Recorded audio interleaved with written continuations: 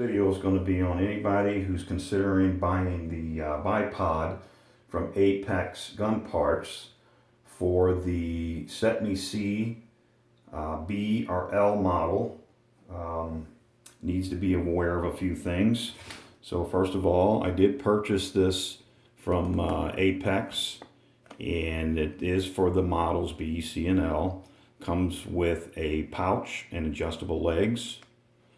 And online is $69.95, $4.88 with tax, and $8.30 with shipping.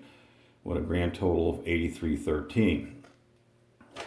Okay, so when they ship it to you, it will come wrapped up in paper.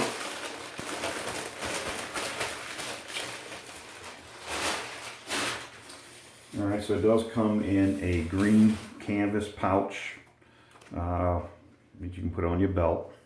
Okay. And the bipod itself is made out of metal. It's a clamp type.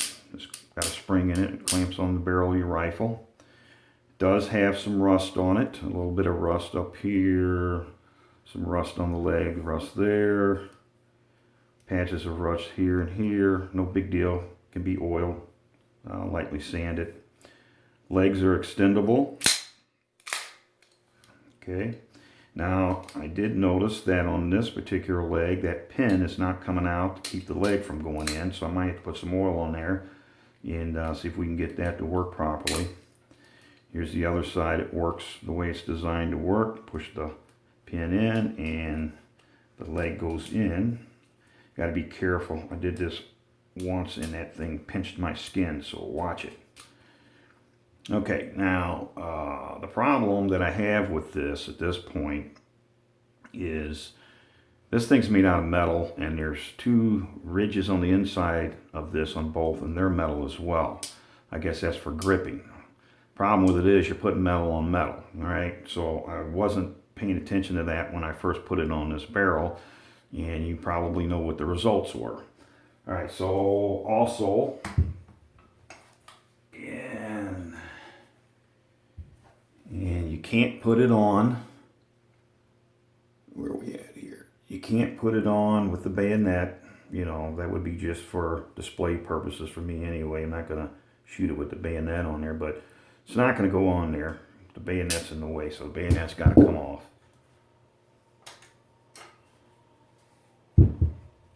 All right.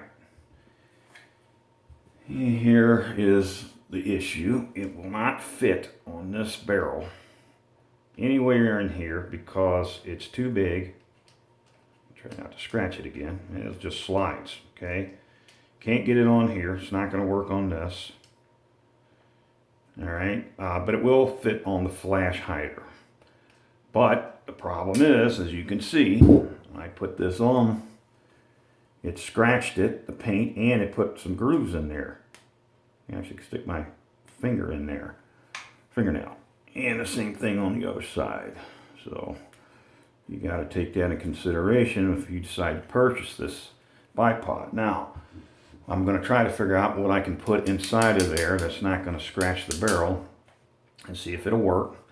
The only other problem I was thinking about is the recoil. Is this thing going to slide forward and back with the recoil? I don't know.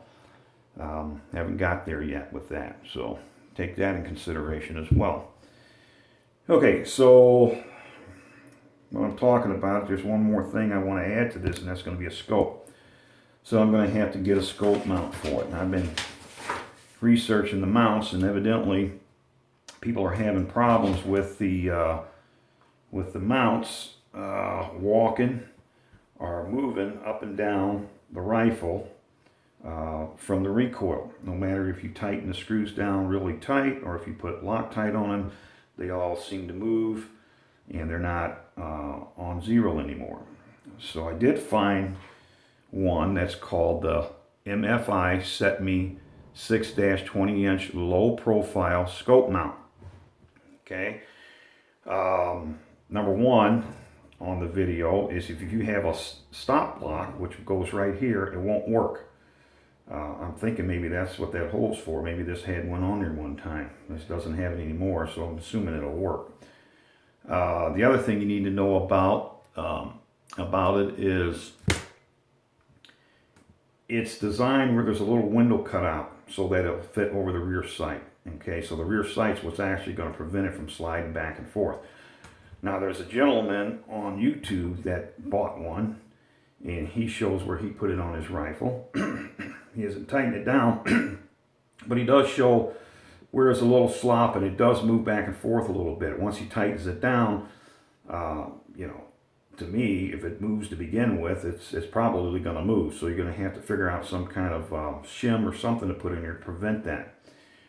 Now, you know, I don't know if I can buy a cheaper mount and somehow screw a hole in it and put a screw in here, but I don't know if I want to try that because that metal's not very thick and the carrier bolt's under there, and I don't think I want to take a chance of that screw hitting that carrier bolt. So anyway, if anybody's got any ideas on those mounts, let me know. Appreciate it.